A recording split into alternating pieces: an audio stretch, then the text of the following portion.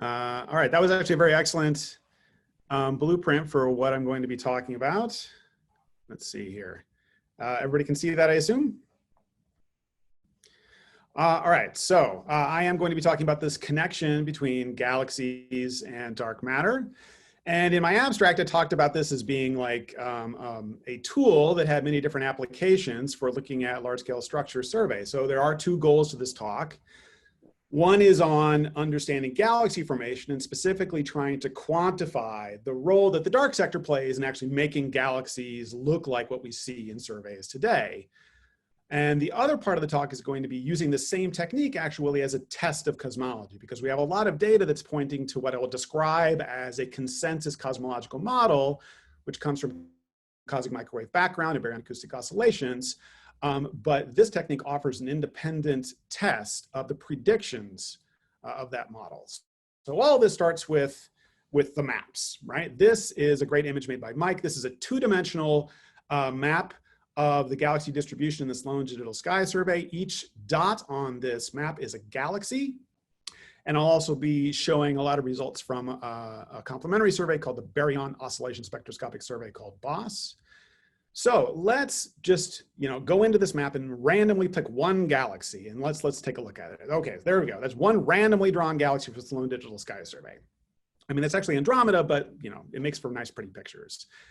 So for every galaxy that we see in Sloan, we can measure a lot of different aspects. So from imaging, which means we take pictures of the galaxy, we can figure out how bright the galaxy is. We can figure out how big the galaxy is. We can figure out what's its shape. We can infer how many stars are in it and get the stellar mass. That's one of the critical things. Now, if this galaxy is bright enough, then you can go beyond just taking pictures of it. You can actually get spectra of it, which is the main purpose of a lot of these surveys, right? But the galaxy has to be bright enough to actually be able to get a signal to noise measurement of its spectra. But then once you get that, you can actually do things like measure the star formation rate.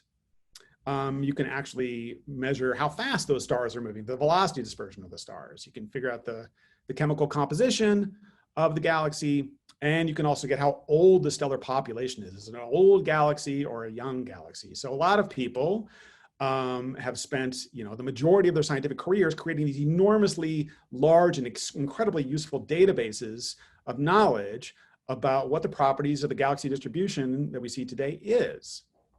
Now, there are also a segment of people who spend an awful lot of time making objects that look like this. This is a clump of dark matter created on a supercomputer. The color here indicates the density contrast. And we call this clump of dark matter a dark matter halo, right? And the line here is I've drawn some sort of nominal radius of the edge of this dark matter halo. Basically, that's kind of the point at which the phase-space distribution changes from like a coherent infall to more randomized motions in like a virial theorem sort of sense. So, people spend tens of millions of CPU hours at supercomputing centers making, many dark matter halos and going into them and measuring all the properties of these dark matter halos. So you can measure the mass of this dark matter halo, which actually isn't quite as obvious as it sounds. But you can then measure, say, how centrally concentrated that mass is. What's the formation history of this object? Does it have any angular momentum? How fast is it growing right now? And how much substructure is inside of that halo? Because you'll notice, and here I made my cursor about as large as I could, you notice that there are subclumps inside of this halo radius. We call that substructure or subhalos, which becomes pretty important in the first half of the talk. So why do we spend all this time doing this? Why do we make so many dark matter simulations, wasting so much computer time? Well, the reason is that we are pretty sure that at the center of this dark matter halo, and all halos just like it, there will be one of these, a galaxy, right? And I've actually chosen this halo to be approximately the correct mass such that it would have a galaxy inside the center that would be like our Milky Way galaxy. So to put things to scale, this is an actual relative scale of the size of the galaxy versus the size of the halo. So more than just having a galaxy at the center, of course, on these subclumps, you would actually expect to find galaxies on those subclumps as well. And we would call those satellite galaxies, and they would basically swim around in orbiting around the gravitational potential of the parent host matter halo, dark matter halo. So the reason why we do all this is to answer this question. Are the properties of these objects correlated, right? So a little bit more specific way to ask this question that I'm going to be trying to answering in the first half of the talk is, how close can I get to predicting what this galaxy here is going to look like by only knowing the properties of the dark matter around it, right? So are these two objects correlated? So there are two answers to are those objects correlated. Answer number one, it's patently obvious that these two objects must be correlated, right? Galaxy Formation 101 says that a halo is really essentially just a reservoir of baryons, the type of material that you can make stars out of, right? So you have a bigger halo, then you've got a bigger reservoir of fuel to make more stars and have bigger galaxies. So therefore, bigger halos have bigger galaxies. That is just, common sense Galaxy Formation 101. But then there's another answer to this question, that it's totally absurd that these two objects should be correlated. So when you looked at the relative scale of the galaxy and the halo, you notice that the galaxy is very small compared to the halo. So where the galaxy is located, the halo is totally subdominant. The baryons totally dominate the gravitational potential and the astrophysical processes that are going on. So why would, say, the bulge to disk ratio or the amount of oxygen atoms in that galaxy have anything to do with what's going on with the dark matter distribution at much, much larger radii? So that is an open question that we're going to be answering. So this is the answer to that a more quantitative answer of the first type, the Galaxy 101 answer. This is the stellar to halo mass relation, right? So this is a compilation of different techniques that are out in the field to constrain the mean relationship between the stellar mass of a galaxy and the host halo mass that it happens to sit in, right? This is a compilation that I made with Riso Wexler for an annual review article a couple of years ago.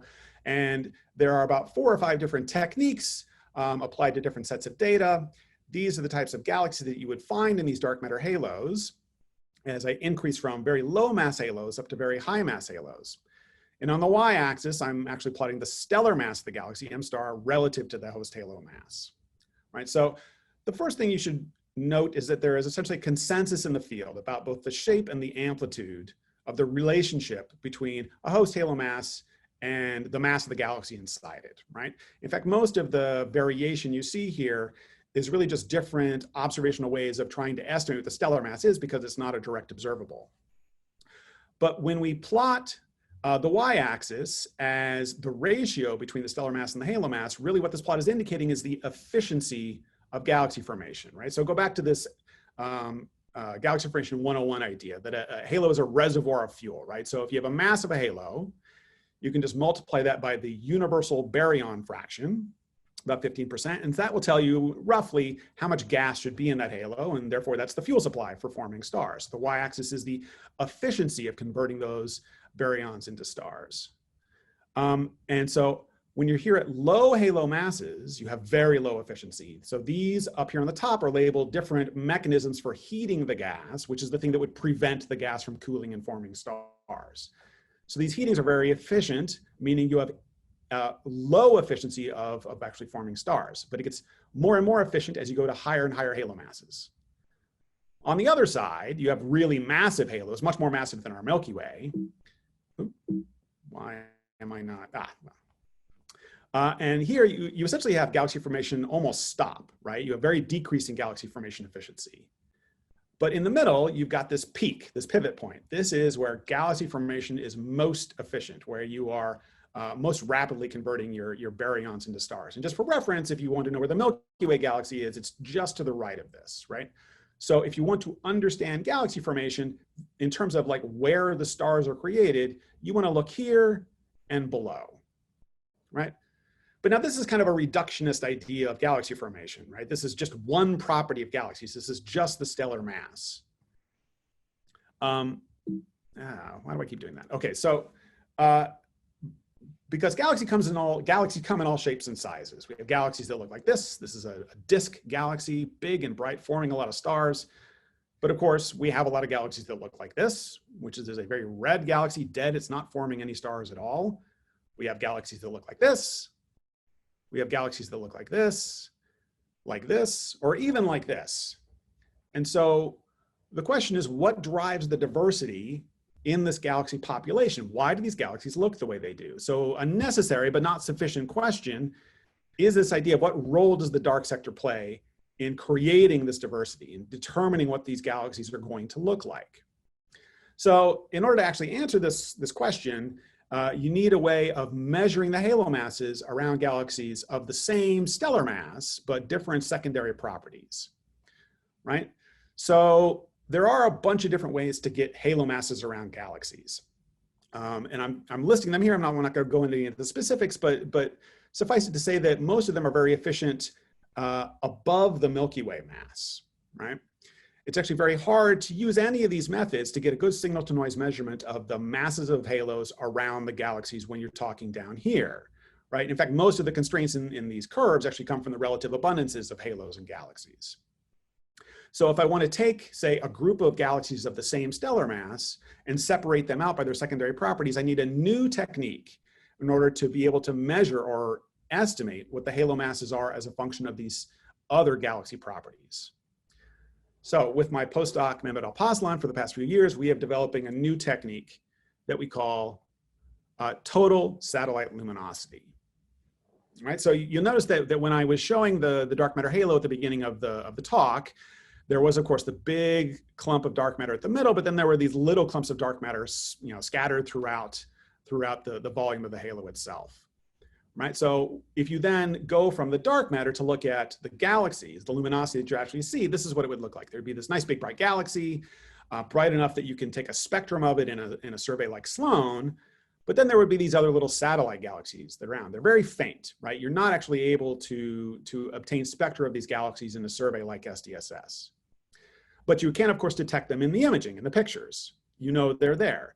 Unfortunately, if you were just to look at a picture of this galaxy, you of course would see all of the other galaxies projected along the line of sight, and you wouldn't know which ones are actually associated with the halo and which ones are not, because if you don't have spectra, then you don't have distance information, right?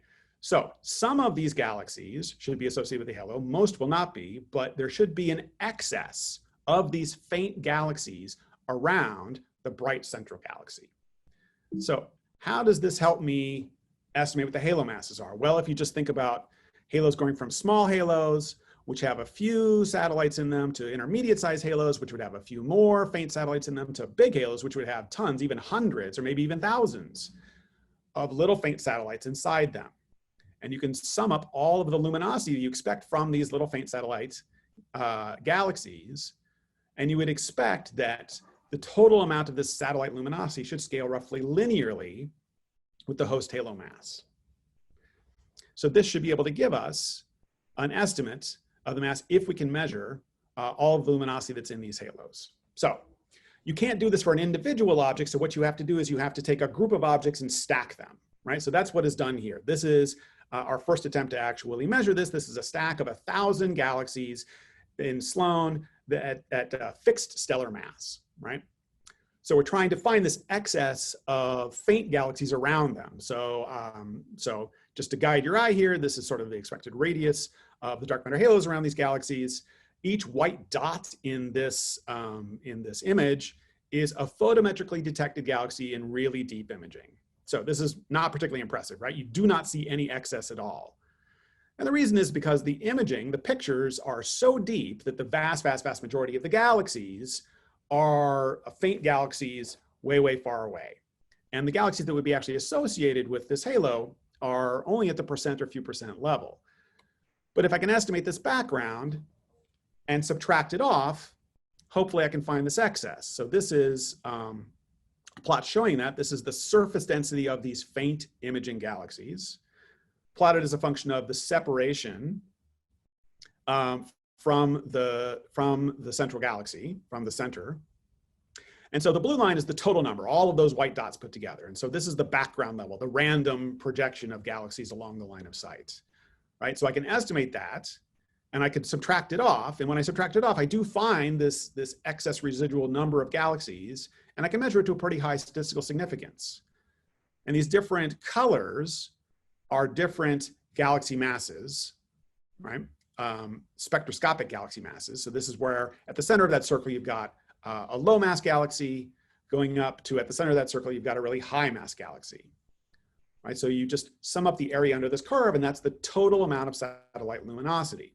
And it goes as you expect, that for low mass central galaxies, you've got a little bit of light, monotonically increasing when you go to the big bright galaxies. So that you get and end up getting a very, very high signal to noise measurement of this thing we call Lsat, which is our proxy for halo mass. And you can plot it as a function of the properties of the galaxy at the center of the dark matter halo. Here I'm plotting the luminosity of the central galaxy, but you can also do the stellar mass. All right? So now let's go back to our question. Do any of the properties of this galaxy correlate with its halo? Right? So we're going to ask this question first by controlling for stellar mass. So as I said, this is work done by my now former postdoc, Mehmet Alpaslan. So let's look at first the null hypothesis, right? That let's pick some random property of a galaxy. Here, this is sigma b. So this is the stellar velocity dispersion, how fast the stars in the galaxy are moving at its center. And let's ask, what if this velocity dispersion was only driven by the galaxy mass and uncorrelated with the dark matter halo? And so to create this null hypothesis, what Mehmet did is he just, at each bin in galaxy stellar mass, he randomized the values of the velocity dispersion, right? So to make this test, we have the central galaxies as a function of their stellar mass.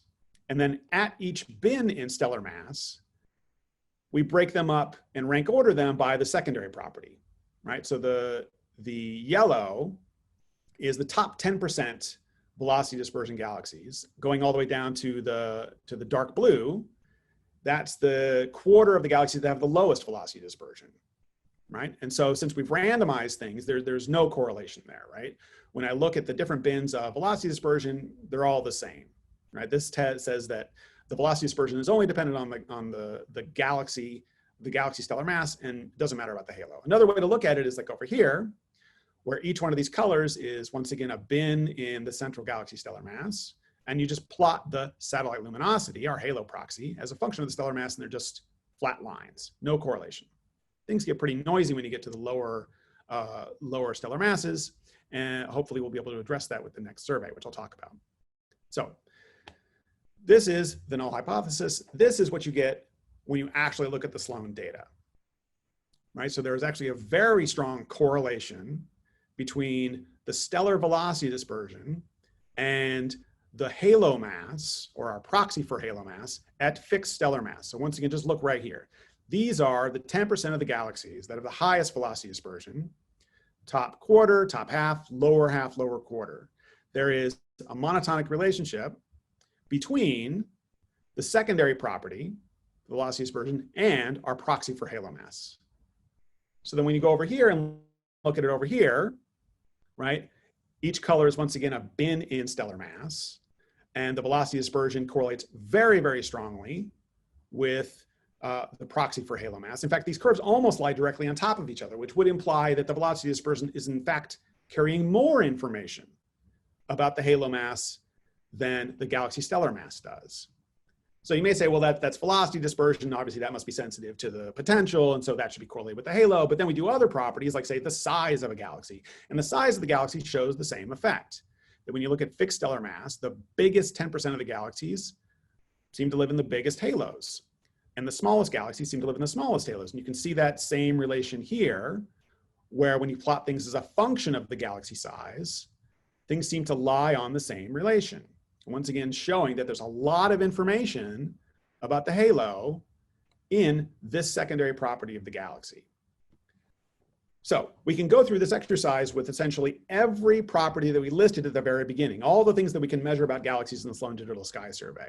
So what Mehmet did is he did this statistic called mutual information, basically finding out what property contains the most information about Lsat, and by extension, what galaxy property contains the most information about the halo mass, right? So the values on the x-axis here, that's the mutual information. These values are pretty small because we're actually using all individual measurements of Lsat, and every single individual measurement of Lsat for a given galaxy is very noisy. So it actually dilutes the signal a little bit. But you can actually compare the relative information between different galaxy properties, where the expectation is that stellar mass should correlate very highly, right? So this is the full sample of all galaxies, but it's actually more interesting to break things into galaxies that are red in their colors and galaxies that are blue in their colors. I won't really go into the details there, but galaxies that are red are intrinsically smaller and have higher velocity dispersions. So we don't want to impart any artificial correlations here by grouping together red and blue galaxies. But when you look at individually red and blue galaxies, let's see here. When you look at, say, blue galaxies, the stellar mass of the galaxy actually is ranked 4th in terms of the amount of information content about the dark matter halo, starting with the R-band luminosity, velocity dispersion is next, the morphology of the galaxy is next, then you get stellar mass, and right behind that is the galaxy radius and galaxy concentration.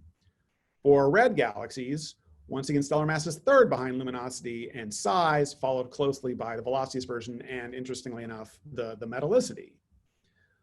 Right? So the conclusion you draw is that dark matter halos are highly correlated with many, if not most, galaxy properties, saying that the invisible hand of dark matter is playing a really significant role in telling these galaxies what they should look like, in making the diversity. Jeremy?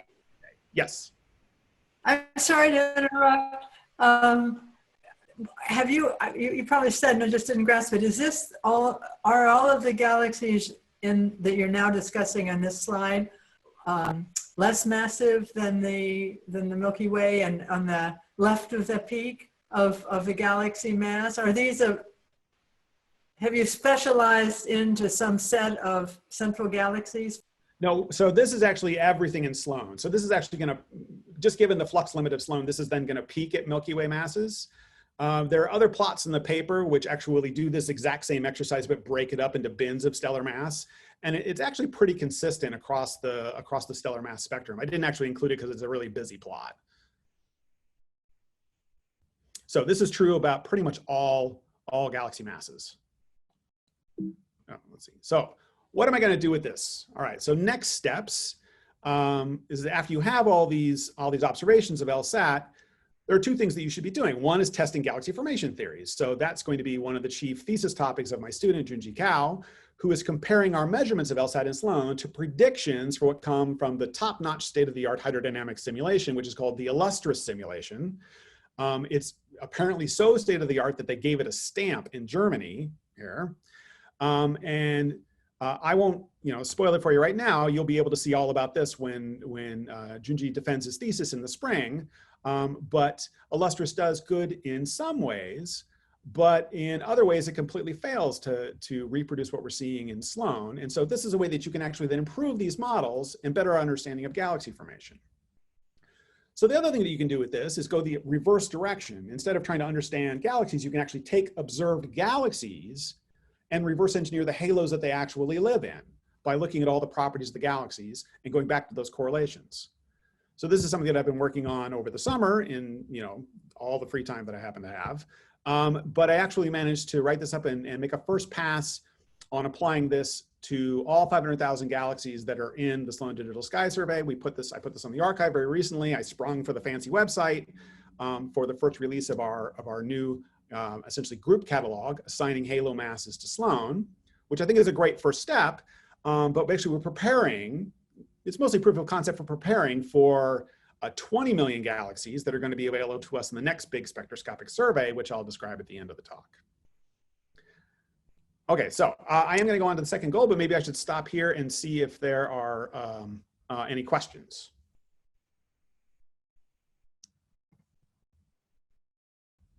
Okay, so let's see, let me get rid of the participants window. All right, so now we can use this exact same technique for testing cosmology, right? So this is the Concordance Cosmology model that I was talking about. It's really informed mostly by observations of temperature anisotropies in the cosmic microwave background. This is the Planck satellite, which is the current state-of-the-art satellite for making these measurements. And you get a little help from what are called geometric probes of the expansion history of the universe. This is a detection of the baryon acoustic peak at low redshift in the BOSS galaxy survey. So this is a standard ruler, which means that you can measure the size of the universe at various redshifts, and that helps constrain a few of the extra parameters. But these together point to this cosmological model where the universe is flat, right? And some of the matter is, some of the energy density in the universe is made up of matter. Most of that matter is dark. And the rest, so that's omega matter. And the rest is then made up of the stuff we call dark energy, which just so happens to be exactly the same amount of energy required to make omega matter plus omega lambda, the energy density in matter, the energy density in dark energy, equal to 1, right? So another thing that these data also constrain, which will be really important as we move forward, is the clumpiness of the matter as well. This is a parameter we call sigma 8. Really what sigma 8 specifically means are RMS density fluctuations of matter on 8 megaparsec scales, but you can think of it as the amplitude of fluctuations. How clumpy is the universe?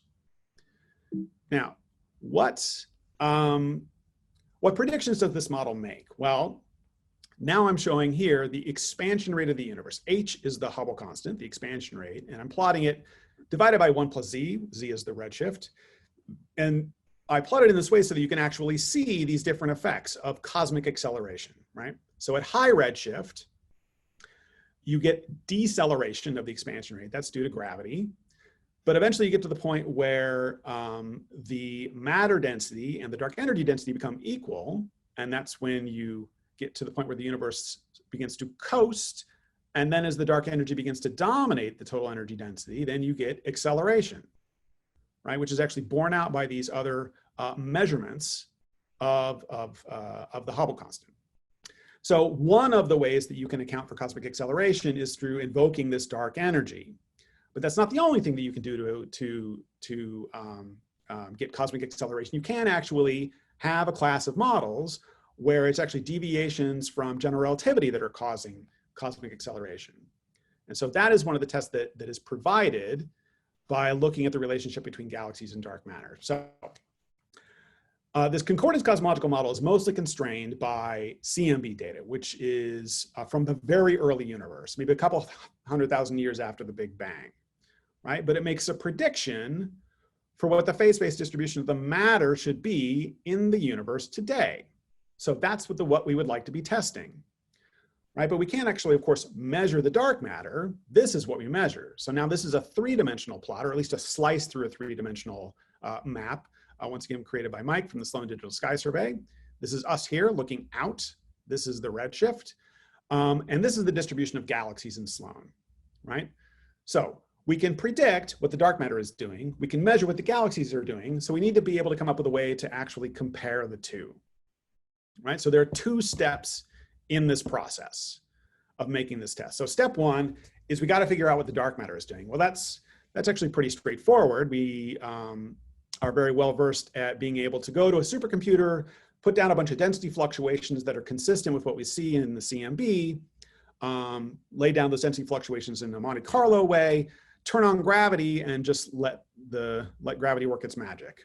And so we've divided out, the authors of this paper divided out the expansion of the universe, so you're looking in co-moving units, but you can see basically matter flowing from the low densities into the high densities to create this structure that we would call the cosmic web. So we can run a bunch of these simulations, and then we can have what the distribution of the dark matter is doing. Step 2 is figuring out where to put the galaxies. The galaxies do not have to have the same spatial distribution as the dark matter. That is what we call galaxy bias, right? So the process is you have your simulation, you find the halos in this simulation, and then you just got to figure out what halos do I put the galaxies in? Well, we already know how to do that, right? That's from the first part of this talk, this relationship between galaxies and dark matter halos. So it's not that I go to this plot and simply read off this curve and say, okay, that's exactly where the galaxies have to be. What we do is we take a plot like this and we infer a parameterization of how the galaxies should go into the halos, and then leave those as free parameters that we have to marginalize over if we're going to actually analyze the data. But if I pick a given set of parameters for this galaxy bias model and then populate the halos in a simulation, I can make a mock-up of the full phase space distribution of galaxies, which is valid at all scales, right? And if I were to, if I were to flip back and forth between this and the Sloan, you'd be hard pressed to tell which one is real and which one was generated on a computer. Okay, so to this end, to create the best analysis tools possible for making these comparisons between theory and data, I've created a project called the Aemulus Project. All of these things, of course, have to have their names. Aemulus is the one that we chose for our little collaboration, which I think is actually a pretty appropriate name to choose. It's a Latin term, meaning striving to equal or exceed. And once again, we've got another fancy website. You can go to it and download all of our simulations. And this collaboration has about 15 faculty, postdocs, and students at a number of institutions. The NYU members of the Aemulus Project currently are myself and Kate Story-Fisher. We have a couple of former NYU students that you might recognize who are still active members of the Aemulus Project. One is Chang-Eun Han, who's now a postdoc at Princeton. And the other is Zhangju Zhai, who's now a postdoc at Caltech. And I'll be focusing mostly on what Zhangju has done with this data and is doing right now. So the goal of the project is to combine numerical simulations of large-scale structure with comprehensive galaxy bias models to make tools that we can analyze this galaxy survey data. Now, this should be open-ended. It should be able to compare to anything you want to measure from a galaxy survey. It could be galaxy clusters, it could be galaxy lensing, or galaxy clustering, which is the thing I'm going to talk about today. So this is a slice through one of our Aemulus simulations. We have 75 simulations completed. We've all released them to the public, and you can get access to them on that website. And we have to pick the cosmological parameters for these simulations, right? So the simulations span allowed cosmological parameter space from the cosmic microwave background data. So, that is actually a 7-dimensional parameter space. So it's really kind of hard to have a dense sampling of parameter space with only 75 simulations. So what we have to do is sparsely sample parameter space, but decide where to put our samplings using what we call an optimized Latin hypercube design. Basically, just make sure that we are fully spanning every dimension in the parameter space and spacing things out to have essentially a uniform distribution of samples. So for each simulation, we can populate it with galaxies from the galaxy bias models. We can measure whatever statistics we want to compare to the data. And then in between the locations of the simulations, we interpolate using machine learning techniques. So we create something called an emulator, which is essentially the new wave of how to analyze galaxy survey data. Right, so right now we're using Gaussian processes to do this interpolation. We've been playing around also with artificial neural networks. Joe DeRose, the author of the simulations paper, is also totally in love with chaos polynomial expansions, which I don't really understand, but he seems to really love them. But it doesn't matter what you choose, as long as you can come up with an emulator which yields a precision and accuracy of the predictions that are equal to that of the data. And the data themselves are now getting to be 1% level. So that's our target with most of our emulators, is that they would have 1% precision in making their predictions.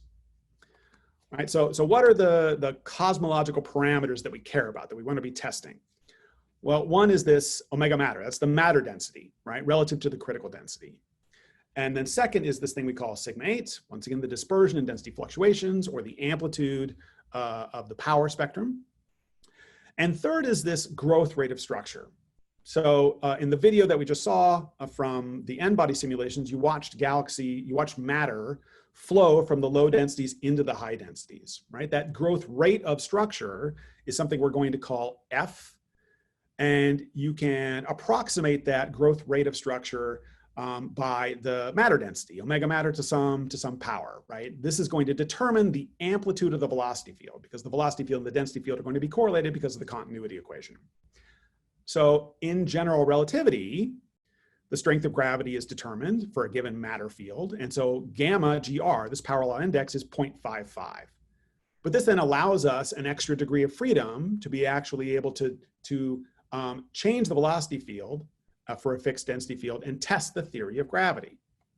Now, in our simulations, we of course assume GR when we run them, right? It really wouldn't actually serve any purpose to try and make non-GR simulations. It's essentially an infinite parameter space.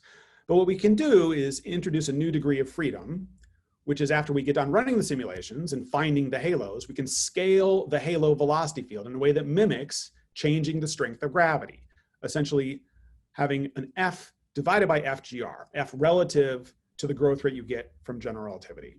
And so the test is, given CMB parameter space in cosmology, is the velocity field of the galaxies that we measure consistent with general relativity or not, right? So I mean, I keep talking about velocities and phase space, and so we have to talk about how we actually measure velocities of galaxies in a survey. And it turns out that actually you can't avoid it. You can't not measure the velocities of galaxies in a redshift survey. So this is once again our slice through the Sloan Digital Sky Survey. We are the observer here, so this arrow is us pointing out. So this is distance r.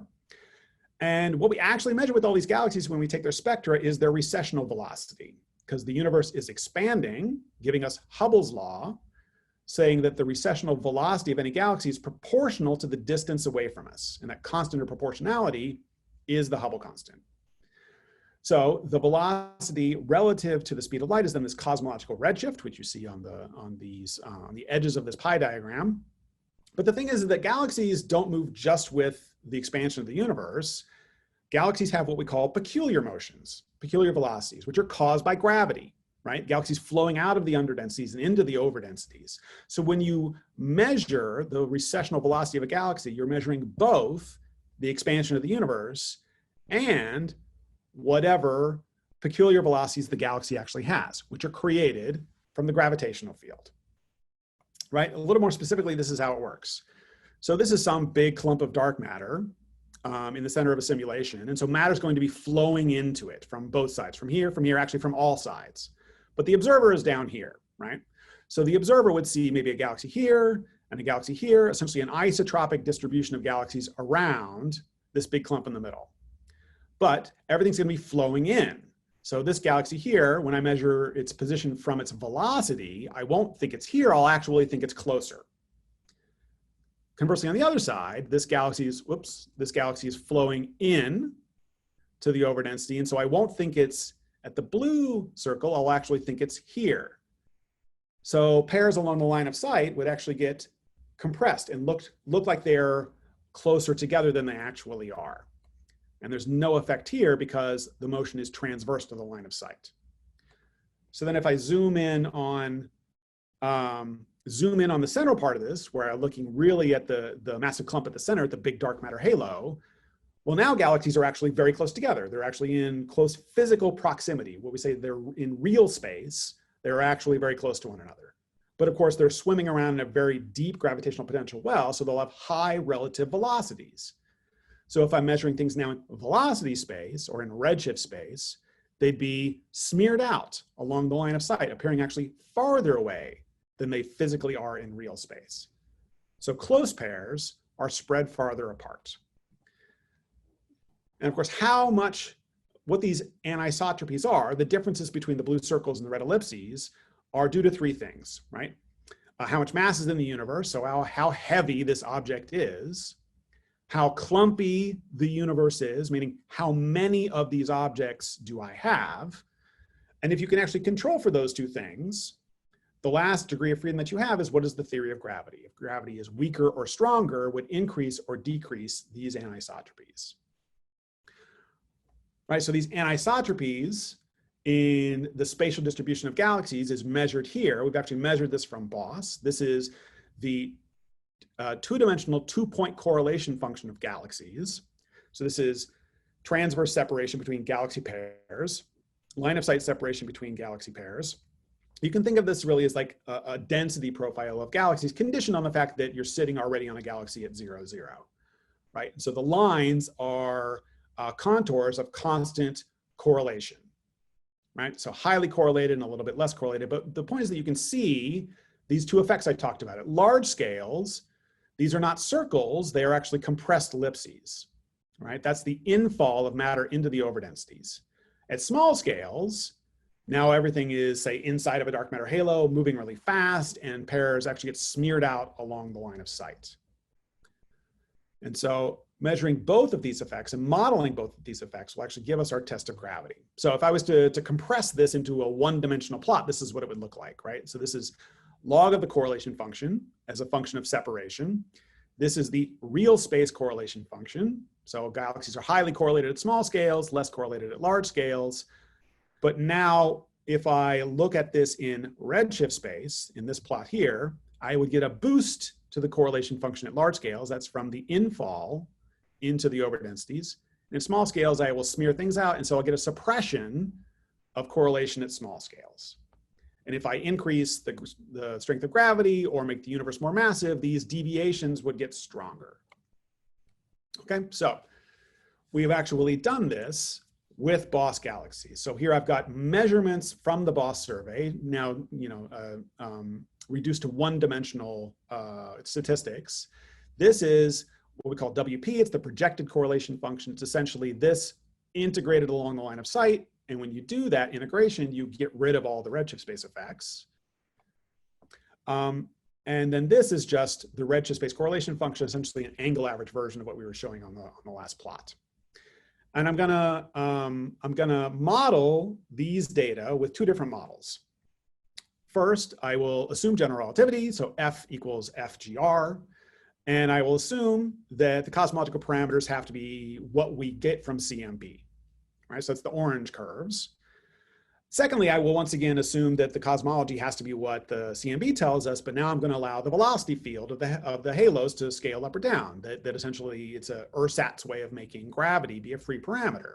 So both of these models can actually give good descriptions of the projected correlation function, the distribution of galaxies in real space, but only the model where F is allowed to be a free parameter gives us a good description of the redshift space clustering of the galaxies. In fact, we see here this S-shaped deviation relative to the data, which is exactly what we saw in our little schematic diagram. So what this implies is that at the cosmological model preferred by the Planck satellite, galaxies in the universe today are moving too fast, right? So what are the possible explanations for this? So three possible explanations. One, general relativity is wrong. There, I've done it. I have disproven Einstein's life work. Of course, I've got the eye roll emoji here. I haven't, disproven general relativity, but that is one of the eventual goals of this analysis, is to try and quantify this ratio of F required to match the data relative to FGR. And if you marginalize over all of the other parameters, these are our constraints on F over FGR. One is, of course, general relativity, and the dashed lines here at 95% confidence level. So there's like a little bit of a 2 sigma tension between the F required to fit the data and the F predicted by general relativity. So second is that it may not be that there's anything wrong with gravity, that you can fit the data with general relativity, but that the cosmological parameters that you get from CMB are actually biased, right? So this is constraints in matter density and sigma 8, clumpiness, where the green is now constraints from the Planck satellite, and the red are the constraints on these two parameters. If you now fix general relativity in our Aemulus simulations, then just fit for these two parameters, right? So the matter density is actually the same, but in order to fit the data, we require the universe to be far less clumpy. Basically what that means is there are far fewer massive halos, right? Which would be sucking matter in and dispersing galaxies out. Sorry, Jeremy, in the first case, you need stronger gravity or weaker gravity? And then what's weaker gravity? Weaker? Yes. And at what scale? The megaparsecs? Or 1 to 10 megaparsecs. 1 to 10 megaparsecs. Okay. I mean, we're analyzing the data out to say 60 megaparsecs, but the signal to noise at those is so weak that pretty much all of the constraints you're going to get are between 1 and 10. Okay, so back to cosmological parameters. So who am I to impugn a $1 billion satellite that has been, instrumental in refining our view of cosmology? But I am actually not the only one. So these are measurements of galaxy-galaxy lensing, right? So gravitational lensing around galaxies. It's measuring the excess surface density around galaxies. which is of course sensitive to the matter density and the clumpiness, right? So these are the measurements in the BOSS survey, the same survey I'm working with. All of these curves are predictions for this statistic, this galaxy lensing, assuming the Planck cosmology, but using a bunch of different bias models, right? So you can see that the data is always below the Planck cosmology predictions. And so this gives birth to this phenomenon known as lensing is low. And this motivated other authors who are creating their own emulator based upon simulations. This is the Abacus Cosmos. So they have a bunch of simulations, and then these authors took those simulations and created their own emulator, but this time making an emulator for galaxy-galaxy lensing at nonlinear scales and constraining the cosmological parameters from these data. And the constraints that they get are actually nicely coincident with the constraints that we get as well. Now, they're fairly complementary in the sense that the velocity field doesn't enter into the galaxy lensing measurements at all. It's all just measuring directly the mass and the clumpiness that you see, right? And not related to redshift-based distortions. But it's interesting that this comes from the same idea of being able to use simulations and go into nonlinear scales. All right, so the last thing, which is a possible explanation, is that basically we need to increase the cosmological freedom. So we are mostly playing around with flat lambda CDM cosmologies here, which is a fairly restricted parameter space. There are extra parameters that could be added, which could actually expand the constraints from both of these analyses and bring CMB back into agreement with what we're getting in the low redshift universe. But the main thing that we should be adding is massive neutrinos. So of course, neutrinos, because of their light masses, will not cluster in the same way as dark matter. So if this is a simulation that has both dark matter and neutrinos, you can see the clustering of the dark matter, and here's the clustering of the neutrinos. And they're weakly correlated, but neutrinos, of course, only are going to cluster at the very largest scales. And because of this, neutrinos have the effect of suppressing the growth of structure. So this possibly is a reconciliation between the amplitude of matter fluctuations that we see at redshift 1100 in the CMB with what we observe today with the amplitude of fluctuations today. And so what we are doing right now in our next generation of Aemulus simulations, which will hopefully be done next year, is redo the whole thing, but now adding massive neutrinos as an extra degree of freedom in all of our simulations. So we'll be able to simultaneously constrain all of these all at once. There's probably not going to be any one of these solutions in particular, probably just some linear combination of all the different things. All right, so what's next? So when I gave the colloquium here 5 years ago, I talked about this great new thing, which was going to be called the Dark Energy Spectroscopic Survey. It was at the time just in the planning stages. And so I was very excited to be able to show you the preliminary results of this next generation spectroscopic survey. We've moved on to a 4-meter telescope at the Mayall, which is at Kitt Peak National Observatory, which is in Arizona. And of course, commissioning, we turned on the telescope and began commissioning observations at the beginning of March. And then of course, had to shut the whole project down, and it's been under wraps ever since. So I won't be able to show you really neat, pretty pictures from survey validation, but I will talk about what's going to happen when we turn the telescope back on, hopefully next month, is that we should be able to get a total of 30 million galaxy redshifts over its 5-year lifespan. And the reason why we're able to get so many redshifts is that every time we point the telescope, we're able to get 5,000 spectra at any given pointing. So one of the big innovations of DESI over Sloan is that Sloan actually got its spectra by drilling holes in aluminum plates and then sticking that aluminum plate in the focal plane of the galaxy, which is a cumbersome, time-consuming process. But here, you actually have robotic fiber positioners. And there are 5,000 of them, and they rotate around, and then you have another axial range, and so you're able to cover that whole radius.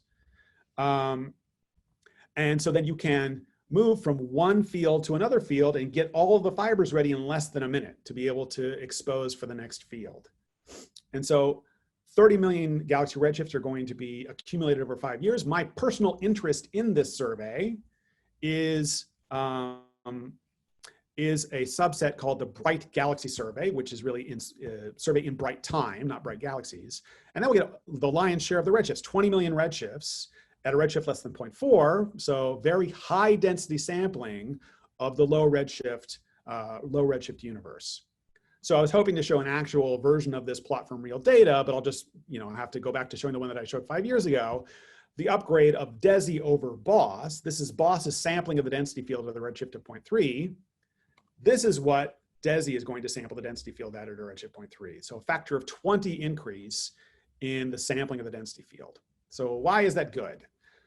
Well, it's ideal for our studies of the galaxy halo connection.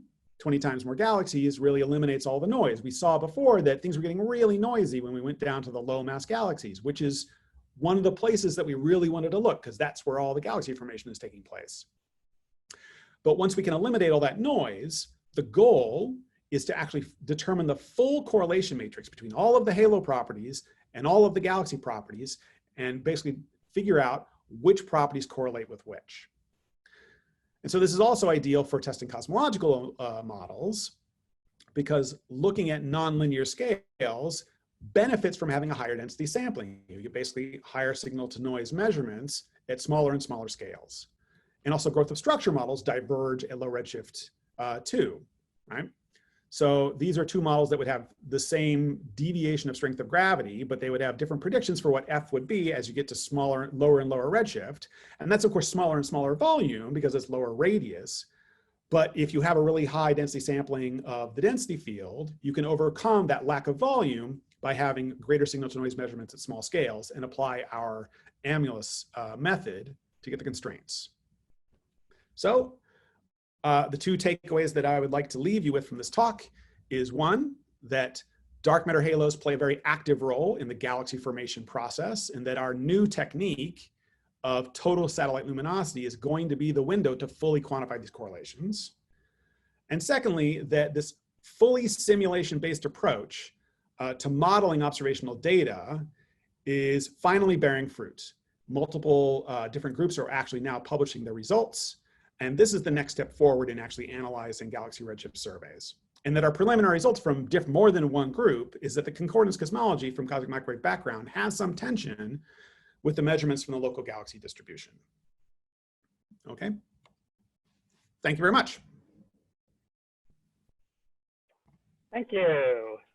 I've been told my audio is not so great, so I'm going to talk slowly and loudly as I do this. But now is the time to ask questions. And so please use the hand raise feature to do that. And then I will take people in order. Avi has a question, so why don't you go ahead? Thanks, Mike. Thanks, Jeremy, for the nice talk. I have a question regarding this. When you construct the emulator, so basically you have the dark matter halos, and then using some empirical relation, you put the galaxies in these dark matter halos. So have you tried quantifying what is the effect when you use different procedures to do this for this particular leg, where you go from dark matter halos to galaxies? Have you tried to see what is the difference between your conclusions when you use different procedures? Well, the two different ways that we tried are kind of variants of halo occupation distribution. So HOD, if people know that acronym. I really tried to avoid actually using that in this talk. So, we tried to add different levels of freedom to the halo occupation distribution. So in one, you've got, say, 5 parameters that say the number of galaxies that go into each halo, and then you can fit and marginalize over. But maybe the second thing that we've tried is that maybe the number of galaxies in the halo doesn't depend on the halo mass, but depends on some secondary property. So if people are aficionados, that's the halo and galaxy assembly bias. So we have a second model, which all the results come from the second model that I showed, where we have the HOD, this correlation, this bias model, can depend not just on the halo mass, but also the large-scale halo environment. And so this correspondence between galaxies and halos can shift depending on whether or not the halo is in a high density region or is in a low density region. And so what we find is that, you know, adding those extra parameters, and so now we've got actually 8 total parameter, well, not 8, we actually have 12 total parameters because we have velocity biases and things like that in the bias model. And when you add this flexibility, it really doesn't change things all that much. We're actually able, the data is very adept at actually constraining that, these extra degrees of freedom.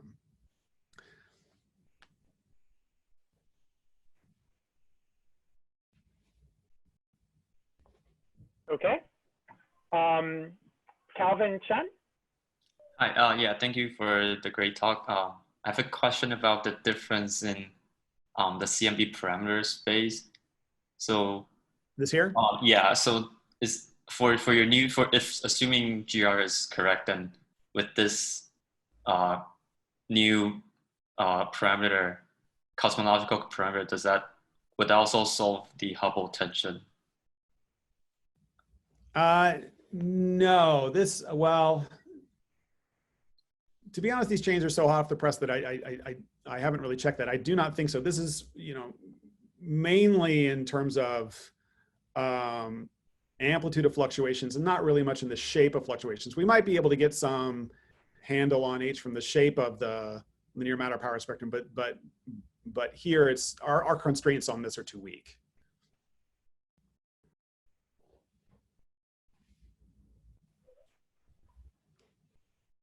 Okay.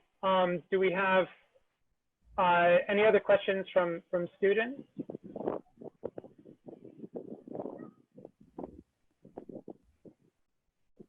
Okay, I have a question, which is related. Is there? I mean, your constraints on sigma 8 are from 1 to 10 megaparsecs or so, I guess. Is there room in the Planck data, in the Planck constraints, to, you know, can the power spectrum be different on the 1 to 10 megaparsecs you need, and still fit Planck just fine? Is that the aim of putting in the massive neutrinos? Well, yeah, the aim of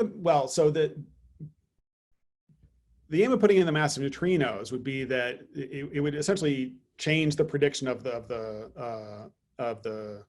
Planck cosmological parameters, right? So, you know, by the time you get to redshift 0, the clustering amplitude isn't as high as you would have expected when you have a sigma 8 of 0.8 from redshift 1100.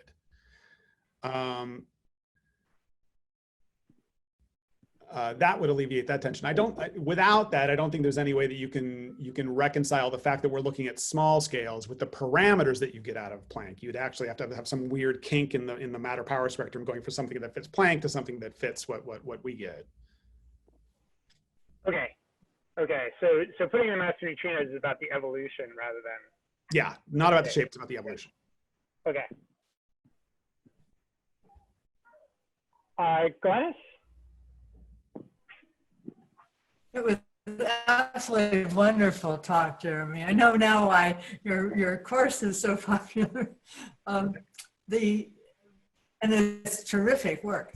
I'm a little confused about the following. Supposing it was a massive neutrino and that softens the structure on megaparsec scales. I have in my mind it should also reduce structure on all smaller scales.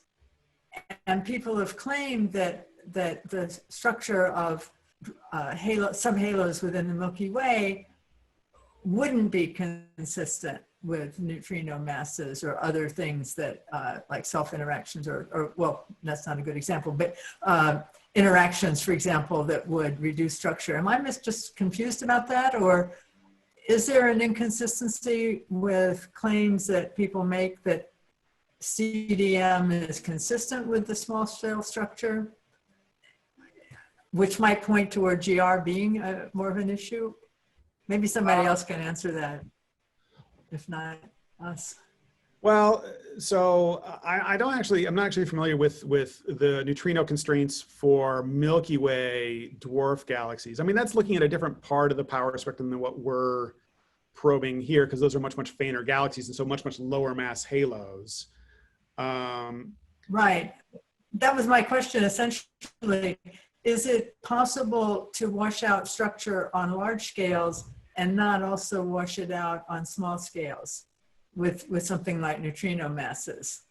No, those will go hand Maybe in hand. somebody, Yeah, you couldn't reduce, say, the number of halos that would be Milky Way size halos, but not then reduce the number of really dwarf galaxy size halos.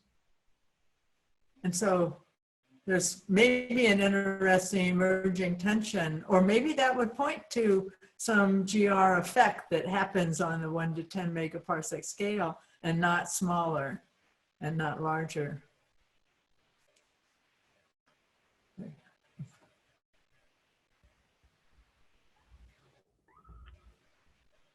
It's a fascinating result. Okay, thanks. Do we have any more questions? We're a little past the hour, so, but we do have, I think we can take a couple more if they exist. If not, let's thanks Jeremy again, virtually, I guess. And we shall meet again next week. Thanks.